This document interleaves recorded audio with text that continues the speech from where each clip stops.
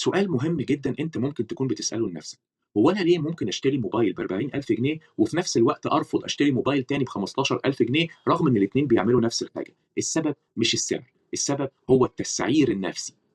التسعير النفسي معناه إن السعر مش رقم، السعر رسالة، رسالة بتقول للعميل أنت ما بتشتريش أي حاجة، أنت بتشتري جودة، بتشتري رفاهية، بتشتري مكانة اجتماعية. خلّينا نشوف إزاي البراندات الذكية بتبيع بالتسعير النفسي ده. أول حاجة ربط السعر بالقيمة مش بالمنتج، بمعنى إيه؟ إن البراند الغالي عمره ما يقول لك أنا غالي، ولكن يقول لك أنت بتشتري راحة، بتشتري ثقة، بتشتري مكانة اجتماعية، بتشتري إحساس مختلف.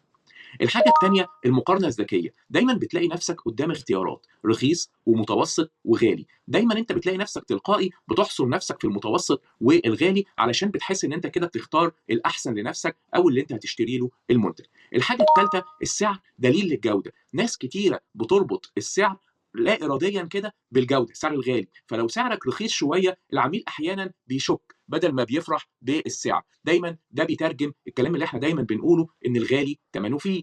رابع حاجة التغليف والتجربة، بتلاقي دايمًا بعض المنتجات مرتبطة بشكل كبير أو بتصمم لك تصميم مختلف، التفصيلة، التغليف، خدمة العملا بتبقى مختلفة، فأنت بتحس إن أنت دفعت بس خدت حاجة تستاهل، بيعمل لك ما هو حوالين المنتج أو حوالين البراند. وكمان أخيرًا الندرة، لما المنتج بيكون محدود أو العرض لفترة قصيرة أو غالي جدًا مش أي حد هيشتريه، أنت قيمتك النفسية بتعلى وقيمة المنتج بتعلى في نظرك وبتقول مش أي حد ممكن يشتري منتج زي ده وأنا مش أي حد.